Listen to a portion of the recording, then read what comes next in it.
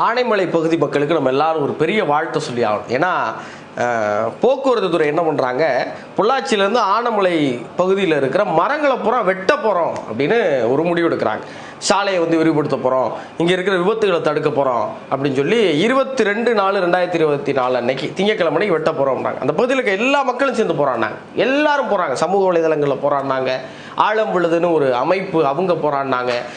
அங்கே இருக்கிற social media யங்ஸ்டர்ஸ்னு எல்லாரும் சேர்ந்து போராடி திங்கக்கிழமை எல்லாரும் ஒன்று கூடி இன்னைக்கு போக்குவரத்து துறை அந்த முடிவை கைவிட வச்சிருக்கிறாங்க. நம்ம எல்லாரும் சேர்ந்து அவங்களுக்கு ஒரு பெரிய தலை வணக்கம் கொடுக்கணும். ஏன்னா இன்னைக்கு அந்த பகுதியில் போனவங்களுக்கு தெரியும், பொள்ளாச்சியிலேருந்து ஆனைமலைக்கு 2 பக்கம் அப்படியே கொடை மாதிரி இருக்கும் மரம். அவ்வளவு பசுமையாக அவ்வளவு அழகாக இருக்கும். இந்த மரத்தை நாங்கள் வெட்ட போகிறோம், வெட்டிவிட்டு என்னையா செய்ய போகிறீங்க, இந்த மரத்தை திருப்பி உருவாக்க முடியுமா? இது அந்த மக்கள்லாம் சேர்ந்து எங்கள் ஊரை நாங்கள் விடமாட்டோம்னு போராடி எப்படி ஜெயிச்சாங்களோ அதே போல் ஒவ்வொரு பகுதியில் இருக்க மக்களும் நம்மளுடைய பகுதிக்கு ஏதாவது பிரச்சனை எல்லாரும் ஒன்று கூடணும், போராடணும். நம்ம மண்ணையும் நம்ம மக்களையும்